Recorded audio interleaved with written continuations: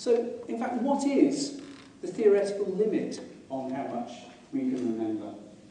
This question was asked by Thomas Landauer in 1986. He was an artificial intelligence researcher, and he was wondering if we were going to build a sentient robot that was, to all intents and purposes, could do what a person could do, how much memory storage capacity would we need to put into this robot? Remember, this was 1986, when storage capacity was very limited, when computers used kilobytes, thousandths of a megabyte. Now, he used various sources that he borrowed from economics to actually estimate how many bits, how many noughts and ones, how many separate units of information are stored in a normal human memory. How much capacity do we actually need to use to do decision making on a day-to-day basis? And he did it in several different ways, and they all came to roughly the same answer, to a factor of 10. And he said, assuming we actually accrue information, different bits of knowledge steadily through life, he said we need about 1.5 billion bits, little facts. That's what would need to be represented. Maybe we don't actually need all of it all the time.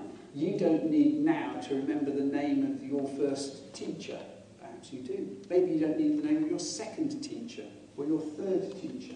Maybe that's been forgotten. Those bits have been reassigned.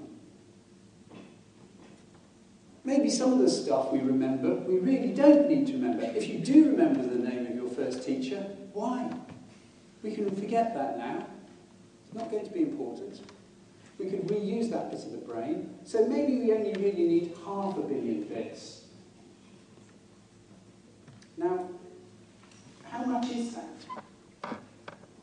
Well, 1 byte is 8 of these bits. This is computing language.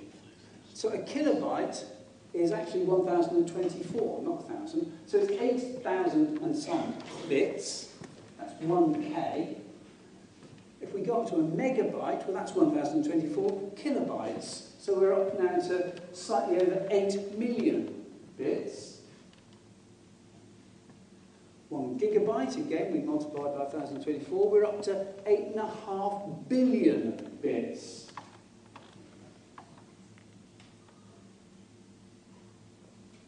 And in fact, this is a bit out of date now. That old Mac that I used to have when I did this site had 8 gigabytes of memory. That was its RAM. 69 billion bits. Thomas Landauer could never imagine having that much storage memory in 1986 when he wrote that paper. He thought 1 billion bits was just too much memory to actually build a good artificial intelligence. And a brain, a human brain, in fact, has approximately 1,000 billion to 100,000 billion synapses, which can code sort of these noughts and one bits of information. We've got far, far more capacity than we need in there. So now we can say, if this was the basis for our myth, we only really need 1,000th or 100,000th of our brain capacity in order to store the information that Landauer, through his various economic methods, estimated we needed to remember. So, how come then the computer isn't 69 times smarter than a human if it only needed to 1 billion bits of information? How come we're not 1,000 times smarter if we've got brains that are 1,000 times more storage capacity? And of course, the error here is that storage isn't just what the brain does. It's not just the information that's stored. We also need to compare information. We need to discriminate between it. We need to infer things from it from every second. So it's not just the storage capacity that matters, and it's not even the processes that do it.